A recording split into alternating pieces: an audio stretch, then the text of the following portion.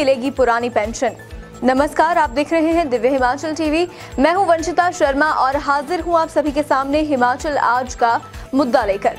केंद्र सरकार ने पुरानी पेंशन बहाली को लेकर कर्मचारियों को सीधा ना बोल दिया है। इससे अब साफ हो गया है कि जिन भी राज्यों में बीजेपी की सरकार है वहां के कर्मचारियों को ओपीएस मिलने वाली नहीं है।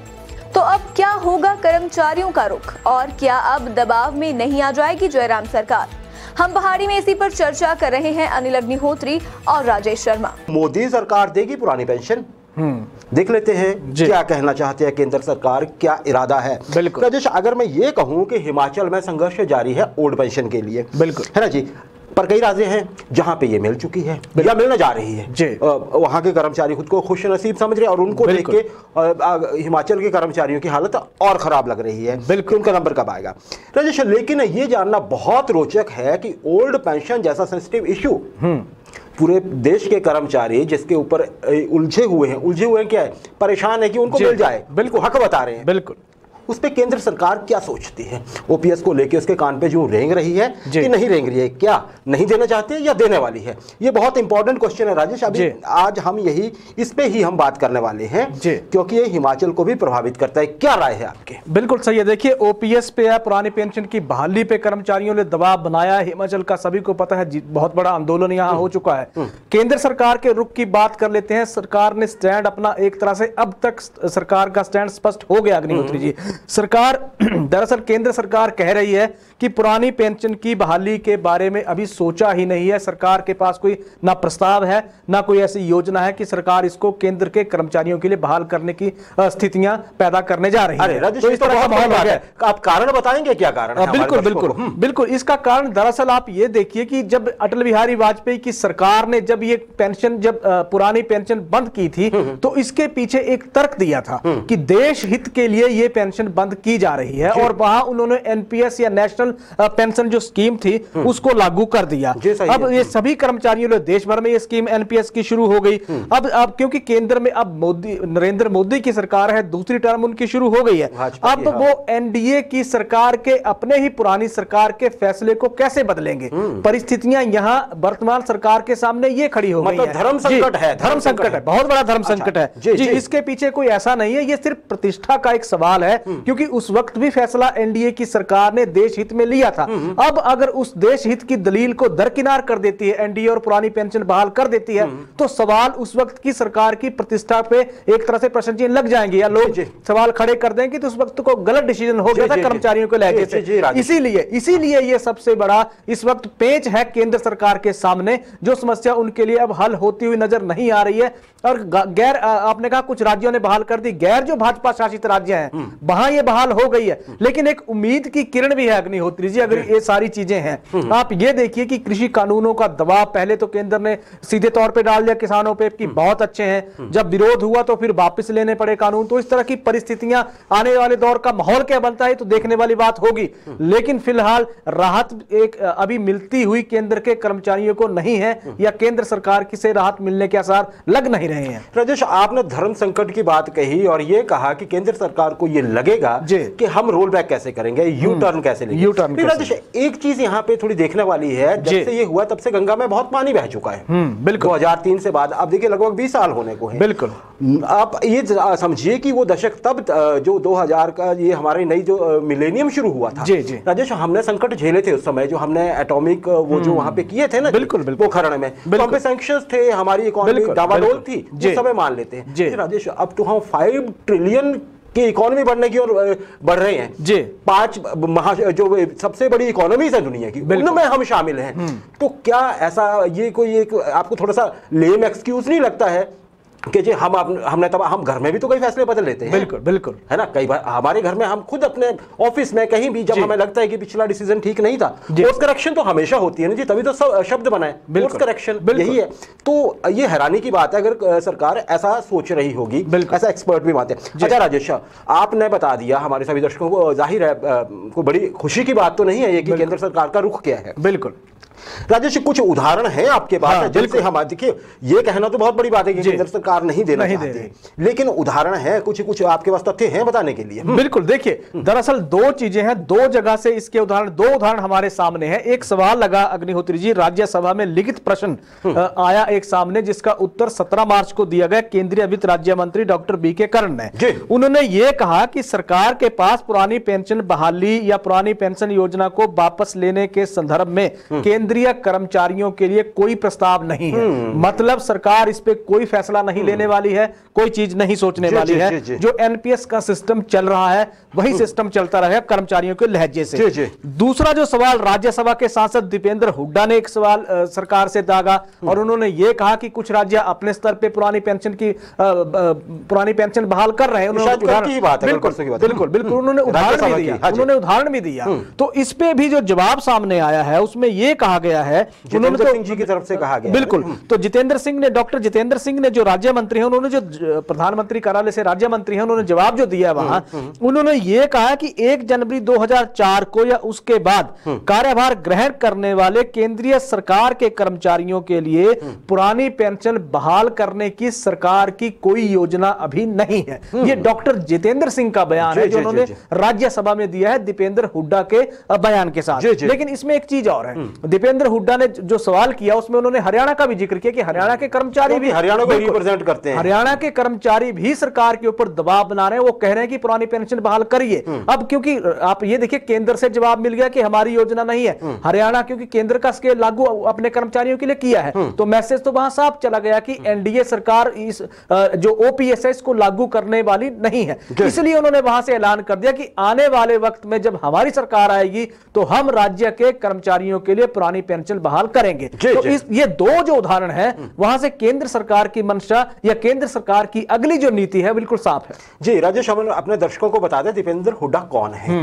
ये हरियाणा के बड़े हैवीवेट जो पूर्व मुख्यमंत्री रह चुके हैं, भूपेंद्र सिंह हुड्डा उनके सुपुत्र हैं। ये लोकसभा में भी ये सांसद रह चुके हैं, अभी राज्यसभा में वर्तमान में, और जो आपने G23 देखा उसमें भूपेंद्र हुड्डा भी शामिल है। वहां पे ये लग रहा है कि इनको कांग्रेस का प्रदेशाध्यक्ष बनाया जा सकता है और इनके अंडर चुनाव हो सकते हैं, अगली बार मुख्यमंत्री का चेहरा हो सकते हैं हरियाणा का। जी। अब देखिए, हम बार बार कहते हैं कि ओपीएस बहुत बड़ा इशू है। बिल्कुल, तो जब दीपेंद्र हुड्डा के चांस ये है कि आगे वो मुख्यमंत्री का चेहरा हो सकते हैं हरियाणा में, तो वो इतने बड़े इशू को इतने बड़े प्लेटफॉर्म पे वो उठा रहे हैं। ये तो महत्व देखिए, इशू कितना बड़ा है। बिल्कुल। अच्छा राजेश, दूसरी बात जो इससे एक सवाल किया, एक तो आपने ये कह दिया कि केंद्र के स्केल है। राजेश, एक और बात जो बड़ी गौर करने वाली है, ये जो जवाब मिले हैं ये मिले हैं सेंटर के जो एम्प्लॉय हैं उनके लिए। क्यों? क्योंकि सेंटर के अंडर वही आते हैं। जो पेंशन है वो स्टेट सब्जेक्ट है। बिल्कुल, हर राज्य अपना डिसीजन खुद ले सकता है। लेकिन राजेश, शायद दीपेंद्र हुड्डा भी जानते थे और हरियाणा पे ही उनका ज्यादा निशाना था। बात नीति की हुई। जी।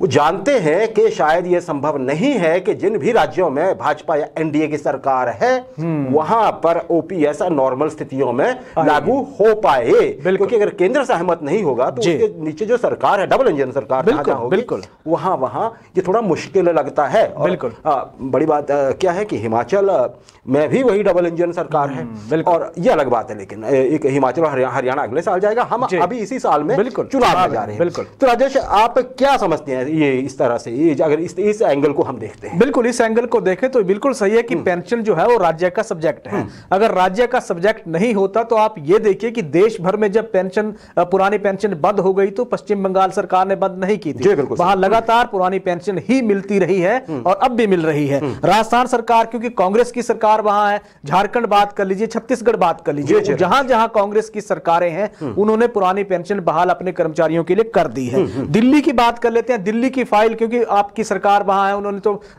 कह रहे हैं, लगातार दावा कर रहे हैं कि उन्होंने एलजी के पास फाइल मूव कर दी है, उन्होंने वहां होल्ड है, बिल्कुल अपनी सहमति जता दी है पुरानी पेंशन की बहाली की। आने वाला जो दौर होगा वो महाराष्ट्र सरकार कभी भी घोषणा कर सकती है, इस तरह की चर्चाएं चल पड़ी हैं। अब जो इस यहां दिक्कत है, हिमाचल की ही बात कर लीजिए तो मुख्यमंत्री जयराम ठाकुर अब केंद्र सरकार या एनडीए की सरकार या भाजपा की सरकार कह लीजिए, उसकी अब जिस तरह के प्रस्ताव राज्यसभा या लोकसभा लोकसभा में आ रहे हैं या जहां जवाब केंद्र के मंत्री दे रहे हैं, अब उन जो योजनाएं हैं या वो जो प्रस्ताव हैं या वो जो सरकार की एक तरह से आप ये कह लीजिए स्कीम है, उसके तहत या पार्टी की गाइडलाइन है, उसके बाहर कैसे जा सकते हैं? परिस्थितियां यहाँ हिमाचल के लहजे से ये दबाव यहाँ बहुत बड़ा प्रदेश सरकार के ऊपर 1.5 लाख कर्मचारियों ने बना के रखा है। तो आप ये देखिए 3 मार्च को इतना बड़ा प्रदर्शन अग्निहोत्री जी हुआ, तो इतना बड़ा प्रदर्शन जब हुआ तो उस प्रदर्शन की रिपोर्ट दिल्ली तक पहुंची है और उस रिपोर्ट का असर क्या होगा ये तो आने वाला वक्त बताएगा, लेकिन दबाव हिमाचल सरकार पे भी बहुत ज्यादा है। जी राजेश, अब हम बार बार ये कहते रहे हैं कि विशेषज्ञों का मानना है, करीबी लोगों का ये कहना है कि देखिए अगर मुख्यमंत्री साहब के बस में होता ना जी, बिल्कुल, तो वो इस मुद्दे को आगे इतना नहीं खींच कर देते, लेकिन ये केंद्र से जुड़ा हुआ मसला है। बिल्कुल। और याद करिए 1 महीना पहले लगभग जब मुख्यमंत्री साहब दिल्ली गए थे तो रपट ऐसी आई थी कि वो केंद्रीय वित्त मंत्री निर्मला सीतारमण से मिले हैं और उन्होंने उनको बताया है कि इस बारे में कुछ देखिए, क्योंकि हिमाचल में ये माहौल बन रहा है। अब इसमें क्या होता है उसके बाद अभी हमें इनपुट नहीं मिली है, जैसे ही मिलेगी हम बताएंगे। तो राजेश, इसी मुद्दे को कंटिन्यू करते हुए मेरा अगला प्रश्न आपसे ये है, विशेषज्ञों का ऐसा मानना है और ये लग भी रहा है कि ओपीएस का मसला जो है ये आने वाले हिमाचल के चुनावों में कर्मचारियों से जुड़ा सबसे बड़ा मसला रहेगा। बिल्कुल, है ना जी? क्यों? क्योंकि देखिए एनपीएस, अगर ओपीएस लागू नहीं होती है तो एनपीएस ऐसा वर्ग है जी जो बढ़ता ही जाएगा, बढ़ता ही जाएगा, बढ़ता ही जाएगा, क्योंकि अब जो भी नया employ government of Himachal Pradesh के होंगे वो एनपीएस के अंडर ही कवर तो होंगे। सही है, अगर ओपीएस नहीं आता है। तो राजेश, ये इस तरह से देखिए, इसमें वो लोग भी आ जाएंगे जो एनपीएस के अंडर अभी हैं, उनके घर वाले, उनके रिश्तेदार, या वो लोग जिनको ये लगता है कि वो आगामी समय में हिमाचल सरकार में नौकरी कर सकते हैं या करेंगे। बहुत सी ऐसी डिग्रीज होती हैं जो सरकारी नौकरी के लिए होती हैं, उसमें टीचिंग भी एक है, है ना, उसमें इंजीनियरिंग भी एक है। अलग बात है कि पीडब्ल्यूडी के जो इंजीनियर है, सिविल इंजीनियर, उनको कई महीनों सालों से नौकरी नहीं मिली। राजेश बार बार बोलते रहे पीडब्ल्यूडी में।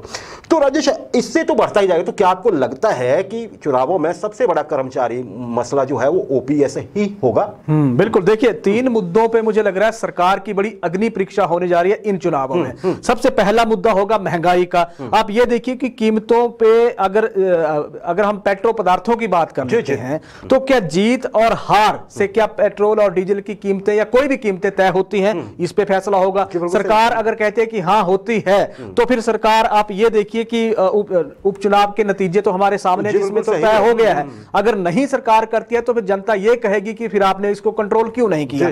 दूसरी चीज बेरोजगारी, 14 लाख बेरोजगार युवा लगातार टकटकी लगा के बैठे हैं प्रदेश सरकार की ओर। अभी तक क्या निकला है? मल्टीटास्क भरकर की प्रक्रिया अब शुरू हो रही है, मल्टीटास्क भर्ती की प्रक्रिया। बिल्कुल, उसके आगे तो बात बढ़ नहीं रही है। सिर्फ पिछले कल एक घोषणा आई थी कि 7,000 से ज्यादा पद भरने जा रही है सरकार, लेकिन फिर भी अगर इनको जोड़ लेते तो 15,000 नौकरियां ही हो रही हैं। 14 लाख की नफरी है, जवाब देना मुश्किल हो जाएगा। तीसरा जो सबसे बड़ा मुद्दा होगा वो कर्मचारियों के लिहाज से पुरानी पेंशन की बहाली का मुद्दा सबसे बड़ा मुद्दा होने जा रहा है। अब इसमें भी देख लीजिए कि हम इसमें पॉलिटिकल पार्टियों का स्टैंड एक तरह से देख लेते हैं कि कौन सी पार्टी कह क्या रही है। इसमें देखिए कांग्रेस ने ऐलान कर दिया है कि सत्ता में आएंगे। उन्होंने सदन के भीतर भी बोल दिया है, बाहर लगातार बोलते रहे हैं। पिछले दिनों भी आशा कुमारी की स्टेटमेंट आ गई है, उन्होंने ये कहा कि पुरानी पेंशन हम बहाल कर देंगे। उदाहरण दे दिया छत्तीसगढ़, आप देखिए, राजस्थान देख लीजिए। डॉक्टर राजन सुशांत की अगुवाई वाली हिमाचल रीजनल जो अलायंस है, इसने ये कहा कि हमारी सरकार जब बनेगी तो 24 घंटे के भीतर कर्मचारियों के लिए पुरानी पेंशन बहाल हो जाएगी। आम आदमी पार्टी ने स्टैंड अपना बिल्कुल क्लियर रखा। अग्निहोत्री जी, वो तो एक ही मुद्दा लेके चले, कर्मचारियों के लिए आएंगे, आपको पुरानी पेंशन देंगे, हम सेवा करने के लिए आ रहे हैं, हम कोई सरकार या इस तरह की नौकरी करने नहीं आ रहे हैं। तो बिल्कुल स्टैंड क्लियर है बाकी पार्टियों का। भाजपा को थोड़ी सी दिक्कत यह है कि भाजपा को अब कर्मचारियों को जवाब यह देना होगा कि हम आपकी पुरानी पेंशन क्यों बहाल नहीं कर पा रहे हैं। सबसे बड़ा जो चुनाव भी इस वक्त कहिए या चुनाव का मुद्दा भी कहिए, कर्मचारियों के लिहाज से पुरानी पेंशन की बहाली का ही मुद्दा है, क्योंकि ये 1.5 लाख कर्मचारी नहीं है, ये 10 लाख वोटर हैं जो सीधे तौर पर चुनाव को प्रभावित करने जा रहे हैं। सीधे तौर पर चुनाव को प्रभावित करने जा रहे हैं, जैसे आपने कहा राजेश, बिल्कुल सही। एक्सपर्ट भी ऐसा ही मान रहे हैं और आम आदमी भी ये समझता है। इतना बड़ा एक वोट वर्ग है ये जो सीधा इन्फ्लुएंस करता है पूरे इलेक्शन को कहीं भी, और हमारे यहाँ तो बहुत थोड़े मार्जिन से बिल्कुल हार जीत के फैसले होते हैं। राजेश, आपने जैसे कहा कि ओपीएस और कांग्रेस तो अपना पक्ष क्लियर कर चुके हैं ओपीएस को लेकर कि हम ये करने जा रहे हैं। भाजपा का जैसे आपको पता ही है, अब देखिए, आपने बात की थी पिछले उपचुनावों की, आपने बात की महंगाई की, बेरोजगारी की और ओल्ड पेंशन की, 3 बड़े मुद्दों की। अनफॉर्चुनेटली ये तीनों ही मुद्दे केंद्र की नीतियों से जुड़े हुए हैं। ऐसा ही राजेश, कितना सही इस मामले में, क्योंकि हर किसी को सरकारी नौकरी नहीं दी जा सकती। बिल्कुल। लेकिन केंद्र से अगर हिमाचल को वक्त पे बड़ा पैकेज मिला होता, जैसे वाजपेयी जी के वक्त में मिला था, तो ये जो 14 लाख की आप नफरी बता रहे हैं ना, जी, ये कम अच्छी पॉलिसी होती तो बहुत कम होती, बहुत सही, और साथ में उम्मीद बंधी होती कि हम वो कुछ करेंगे। तेल की महंगाई केंद्र की देन है, बिल्कुल। बेरोजगारी वहां, ओल्ड पेंशन इसलिए नहीं कि हम अब तक डिस्कस कर ही चुके हैं कि किस लिए नहीं, बिल्कुल। तो राजेश, भाजपा को क्या लगता है आपको, अगर एक तरफ ये जो चुनाव आ रहे हैं, 10 लाख वोटों की बात हो रही है, आम आदमी पार्टी और कांग्रेस अपनी नीति क्लियर कर चुके हैं बड़े मुद्दे पे, भाजपा को कुछ तोड़ निकालना होगा ना इसका? बिल्कुल सही है, बिल्कुल सही है, बिल्कुल सही है। भाजपा के लिए तो भाजपा को तोड़ निकालना होगा और मिशन रिपीट, क्योंकि आप उपचुनाव की पृष्ठभूमि से शुरुआत अगर हम कर लें तो आप ये देखिए कि केंद्र के 2 मुद्दों ने सीधे तौर पे भाजपा को यहां प्रभावित करके रख दिया। पहला, महंगाई का कितना बड़ा स्तर पे ये मुद्दा चला और एक तरह से मूवमेंट इतनी बड़ी हो गई कि आप ये देखिए कि मंडी जैसे अहम, जिसको भाजपा बड़ी प्रतिष्ठा का सवाल बना रही थी, पाले से खिसक गई सीट।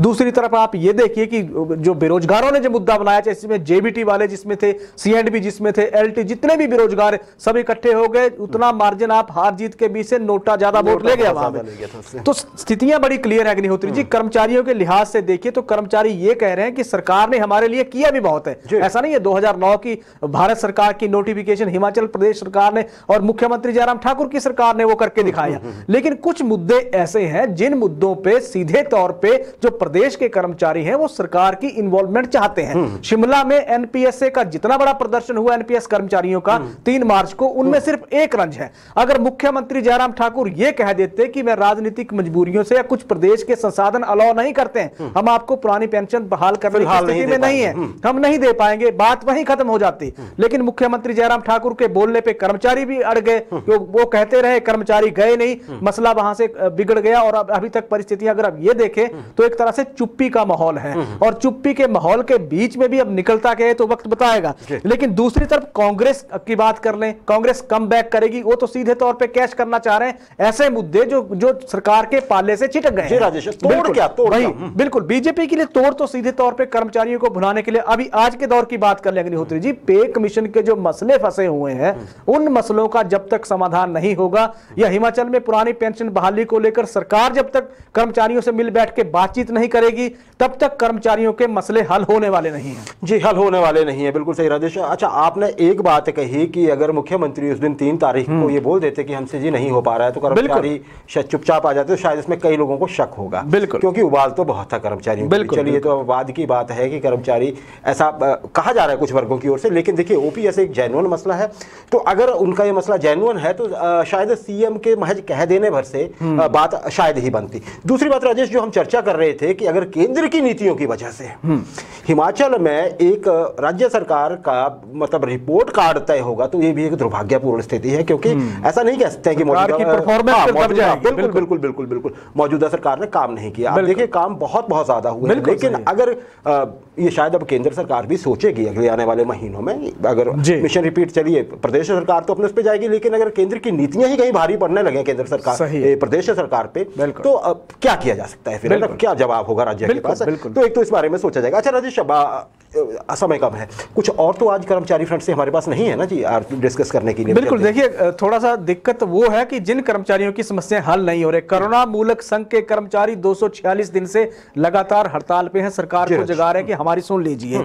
पंचायत वेटनरी असिस्टेंट या फार्मासिस्ट कह लीजिए आप, उन पे अभी एक तरह से धूल उनके वहां से छटी नहीं है करियर के ऊपर से। पुलिस पे बैंड को लेकर, क्योंकि कैबिनेट का बड़ी जल्दी इंतजार हो रहा है अग्निहोत्री जी, संभवतः कहा जा रहा है कि हो सकता है 2 अप्रैल को कैबिनेट हो जाए, लेकिन उसमें पुलिस पे बैंड करेक्शन की नोटिफिकेशन अभी नहीं हुई है। अब क्यों लटकी है, किसने लटकाई है? सरकार ने तो ओके कर दिया जब मुख्यमंत्री 25 जनवरी को घोषणा कर चुके हैं, उसके बाद भी 2 महीने बीतने के बाद जब नहीं निकल रही है तो पुलिसकर्मी भी लगातार सवाल उठा रहे हैं। तो आने वाली जो कैबिनेट होगी, वो कैबिनेट, अब उस कैबिनेट का रुख क्या रहता है, उस कैबिनेट के रुख से कर्मचारियों के कितने मोर्चों को सरकार शांत कर पाती है, ये देखना होगा। लेकिन कैबिनेट आने वाले दौर में कर्मचारियों के लिए बहुत महत्वपूर्ण होने जा रही है, क्योंकि उसमें पे कमीशन की विसंगतियां भी डिस्कस होनी है। राजेश, अनफॉर्चुनेटली हम हर बार यही कहते हैं, हमारे यही उम्मीद होती है, यही हमारे पास इनपुट भी होती है, लेकिन लगातार इन रो आप देख लीजिए, कुछ नहीं हुआ है कर्मचारियों में। पिछली 4-5 बैठकों पे हम नजर डाल लीजिए, तो इस बार कितनी उम्मीद रखें? कोई रखे तो बिल्कुल उस पर रखे, हमें अभी इस बारे में इनपुट नहीं है। अगर कुछ होता है तो हम उस दिन बताएंगे।